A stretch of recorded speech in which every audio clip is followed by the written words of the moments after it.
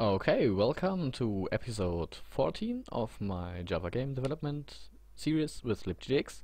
And we are in the second part, which is more interesting, where we actually make the game.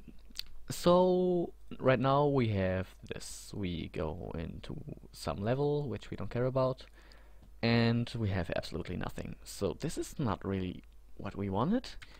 Yeah, not really. So we want to put something in to actually display, to know that we are not doing this all for nothing.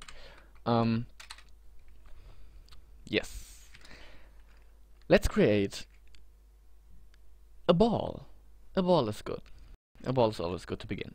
So now now you really have to watch out, okay? Box2D is using its own concept of creating things in the world and how things actually are put together in the world. So let me comment this on the way. At first we want to create a body definition, which means we create a definition for a body. We don't create the body.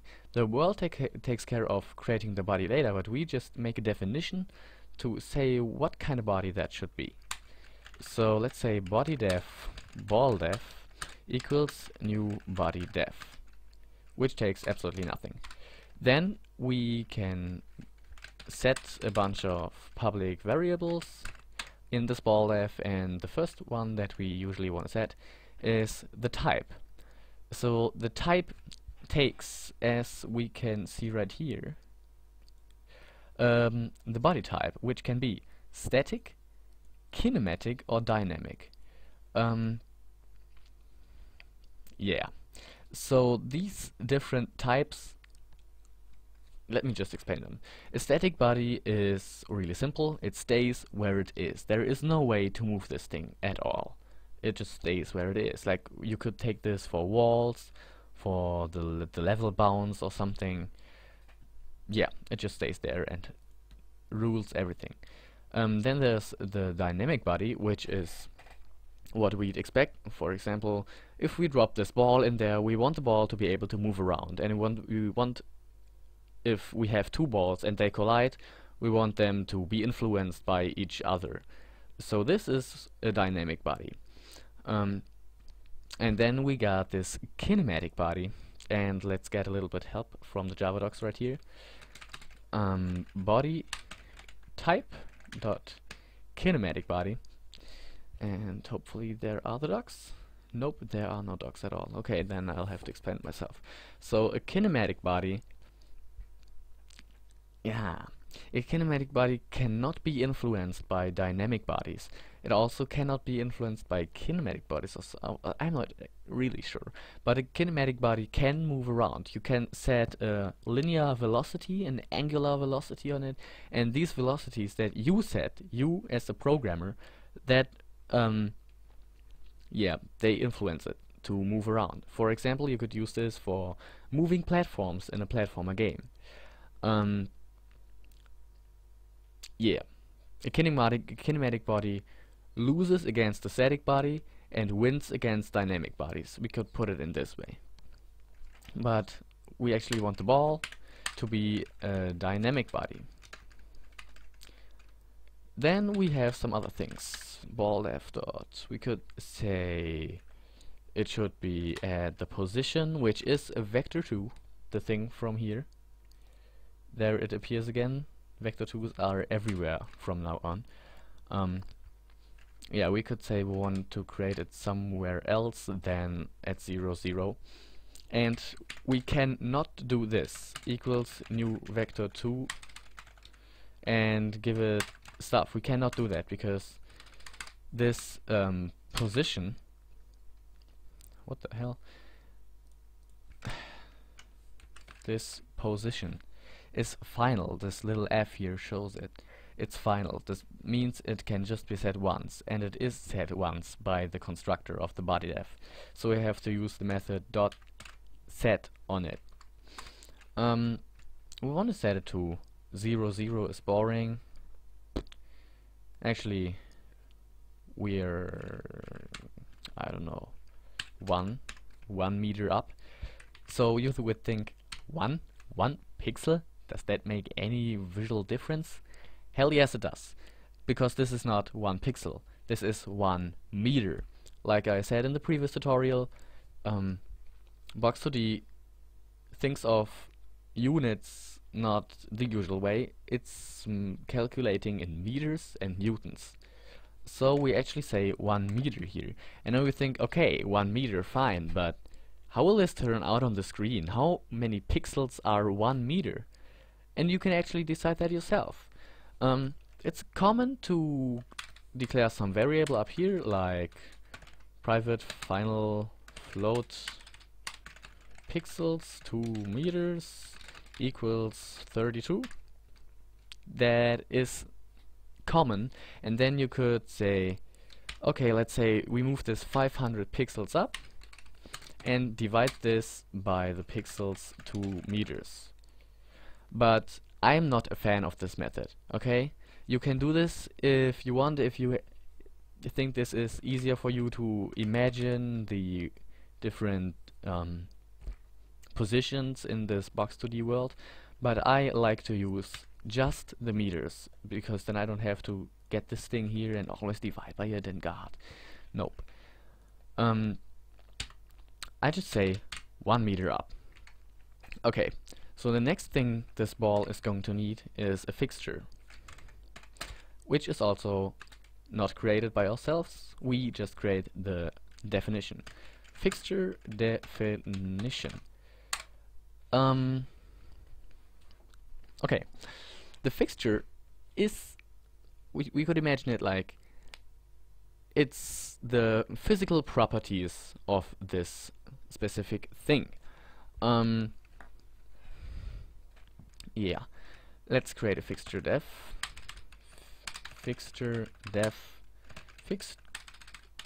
fixture def equals new fixture def. What? I cannot have a phone call right now. Wait a minute. Yeah. All right. And the hell. Ja. Ich kann gerade überhaupt gar nicht. Okay, danke.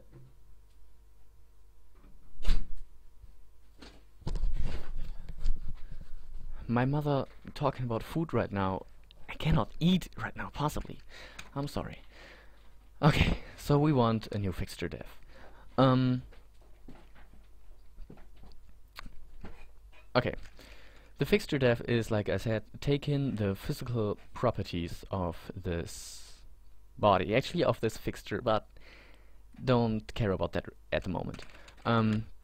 Fixture def dot, and there we go, we can give it a density, which is how many, actually how much mass is in 1 squared meter. Let's say this ball has like 2.5 kilograms, okay, kilograms again, in 1 squared meter.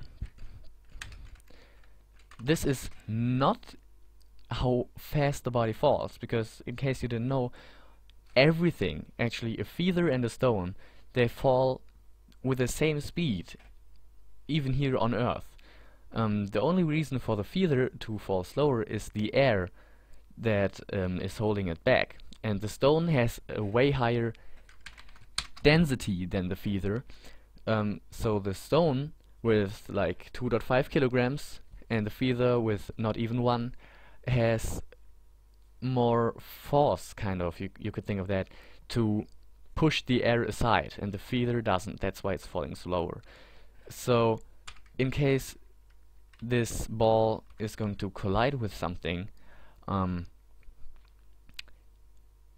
if the other thing has like 0.1 density and the ball has 2.5, we know that the ball is going to win and just going to go its way, while the other thing is going to be pushed away more than the ball.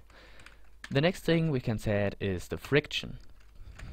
Friction means how rubbiness it is. I mean, if you slide some, if you take your hand and you put it on the wall and you try to move it around on the wall, you obviously feel that this doesn't work out so easily. It's a friction. Yeah. I think most English speakers know the word friction, because I didn't. But we're just going to set the friction. The friction is in... The friction is... You can set it from 0 to 1, okay? Everything above 1, if you set blah, blah, that would be just like 1. It doesn't matter, I think. So 1 means you cannot move this at all. It cannot slide. Actually, that's what I wanted to talk about earlier. It cannot slide over something. And 0 means it slides over it like over ice. It's just slipping over it, no friction at all. So this ball is going to have a little bit of friction, like 0.25. Actually, yeah, 2.5 is good. Fixture def dot restitution. One more thing. So the restitution is if you take a stone and you let that stone fall down to the ground, it doesn't jump up anymore at all. It just stays on the ground and that's it. So it has a pretty low restitution. But if you take a ball and you drop that on the ground, it's going to jump up pretty much. So this ball is having a higher restitution than the stone. This is also going from 0 to 1. 1 meaning 100% of the force that the ball puts on the body is going to be reflected, meaning if you drop the ball from 10 meters, it's going to jump 10 meters again, and it's always going to keep jumping forever because it's not losing any velocity at all, any force. But if you set it to 0, it means the ball falls down and doesn't jump up a little bit at all. So we want the ball to jump up about 80% of where it has been dropped. Well, that's actually pretty much 7.5. Who cares? Now let's see what the fixture def also gives us. Is sensor, we don't care. Filter, oh god, we don't care at all. But shape, and we actually want to move it up here, and the shape is now let's just set it to null. Yeah, that's where we probably want to open up Paint to show you the concept of Box2D. And there we go, Microsoft Paint. Most professional tool ever. And let's say this white space here is the Box2D World. When we create a new body, it actually doesn't exist at all. A body has nothing to touch. A body cannot be touched. A body cannot be applied anything to, like force or something. A body is, let's just, to have a reference point, let's just say the position of the body right now is here, okay? This is where this body's position is.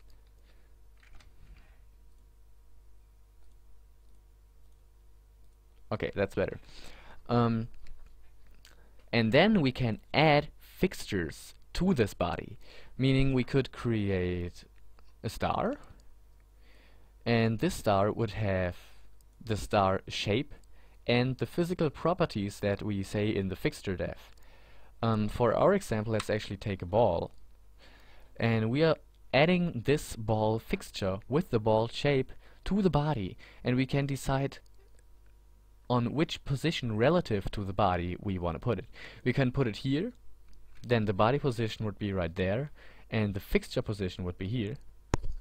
But we are going to put it just right on the body, because there is no other reason to not do so. Now the cool thing is, imagine we have a pencil. We draw a pencil here, and then it's also got this triangle thing here. And how do we draw triangles in another direction in Paint? Okay, We don't care, we do care. This is a pen. Epic. I'm an artist. Okay, so a pen has 3 different parts. At first it has this part on the left side right here, which we actually draw with. And this part might have different physical properties than this part. This part might be made of wood, while this part is made of something else, like the stuff that you draw with. I don't know what it's called in English. And this part may be the rubber part of it, meaning this is having a higher restitution than the other parts, and it's having a higher friction and everything. So then we would take all these 3 fixtures, fixtures, and put them onto the body, which I just show here as a dot again. So then these fixtures would all be fixtures of this individual body. Yes, I think you can imagine, like we attach shapes, in this case fixtures, on the body. Let's exit out paint. Nope, I don't want to save this. And yeah, this fixture dev now has physical properties, but not a shape at all, so we wouldn't be able to see it in the first place. So we need a ball shape. Ball shape. So a ball is usually round. Let's create a new circle shape.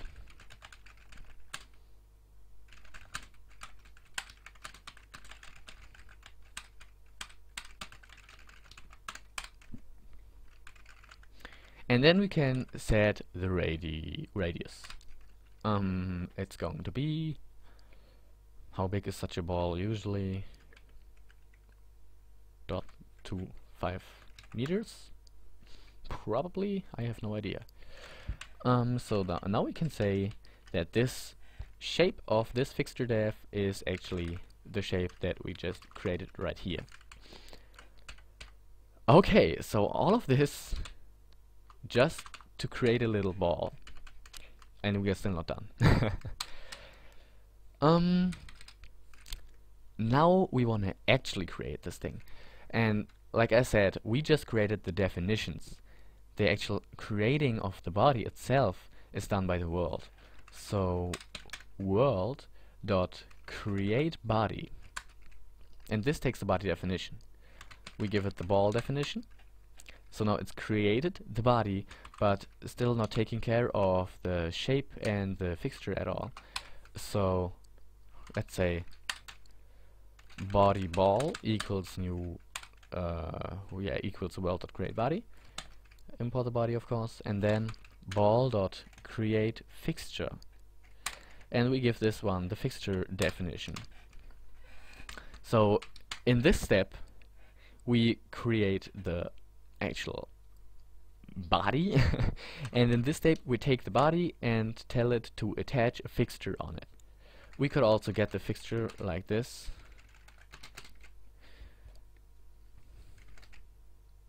and now we have full control of both the body of the ball and this fixture of the ball. Alright, but we actually don't need this at all. We can just chain these together, making it look cool. And then we got the bouncing ball. Now, one thing that people tend to forget is that the circle shape, and actually every shape in LibGDX, is disposable. I have no idea why, because it's not having textures or anything, but after we are done creating this thing, we wanna dispose it. So all of this just to create a little body, a little ball actually. Let's see if it worked. Already 20 minutes just to create a ball. Oh my god. And that is really great. We do not see it at all. Oh, do you see it? There, this little dot in the middle of the screen right there. this is the little ball that we created. And if we scale down the window to this size, it's so small we don't even see it. But like this, we can see it right there, small, cute. So this is what you probably thought of when I said 1 meter. Yeah. Let's just get this looking correctly. We don't want to make the ball bigger, okay? Box2D is working the best for objects from, I think, 0 to 30 meters. That's what it's optimized for. Of course, you can create immensely big objects like 50,000 meters. It would still work, but it's not optimized for it. And we don't need this in the first place. We just want to make the camera be closer to this ball. So let's actually divide this by 5. And let's see if 5 is enough. We have to do something against that. We have to start up the game every time. And it's already a little bit bigger, isn't it? Still not enough, obviously. But just the 1/4 of a meter is also pretty less. Let's say 1/2 a meter. It's not this small ball. And let's say this is going divided by 10. So now we have a meter to pixel ratio from 10 to 1.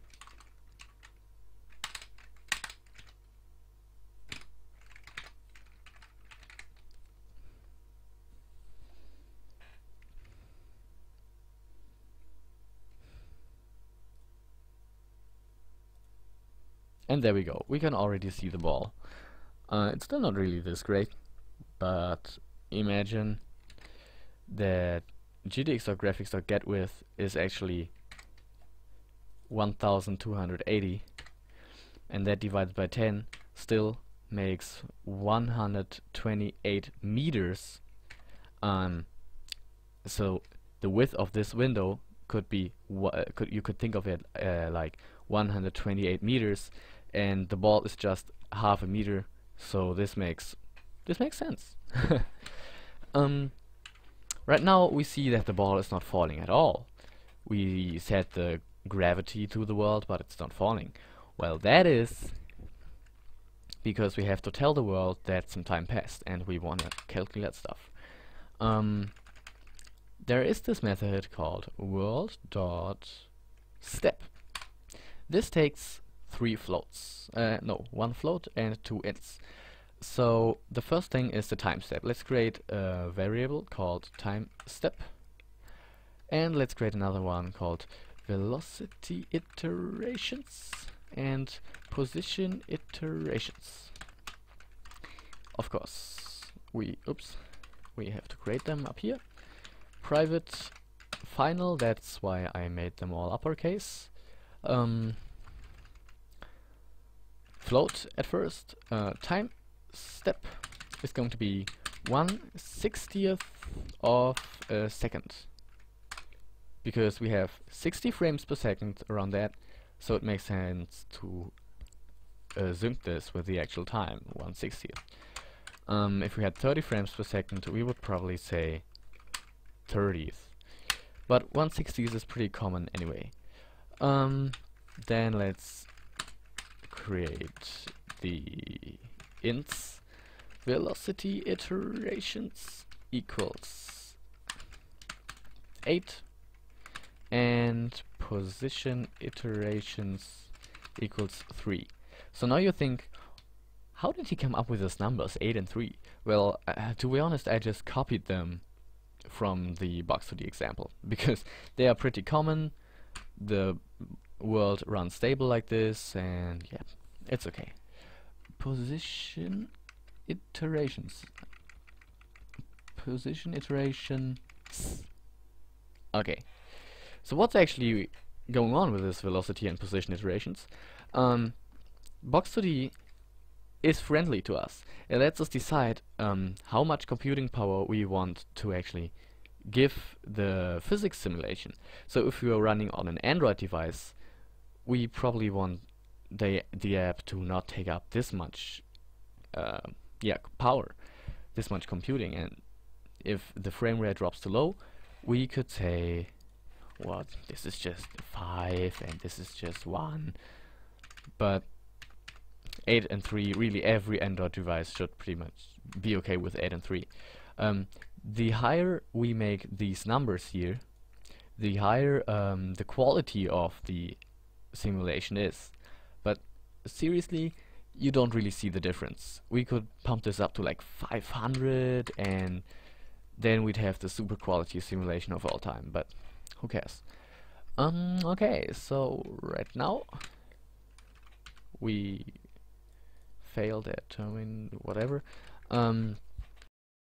We start this up again and the ball should fall down.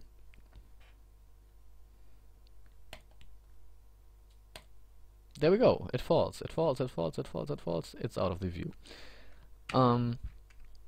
So in the next episode we are going to create a ground for the body to bounce off from, for the ball to bounce off from. And yeah, if you have any questions, seriously, please ask them, because if you didn't get this a body that we add fixtures to which have a shape, you're dead in the Box2D world. This has to be absolutely in your head. Okay, I really hope I explained this well enough, and I'm going to see you in the next tutorial. So alright, thanks for watching, and yeah, see you then.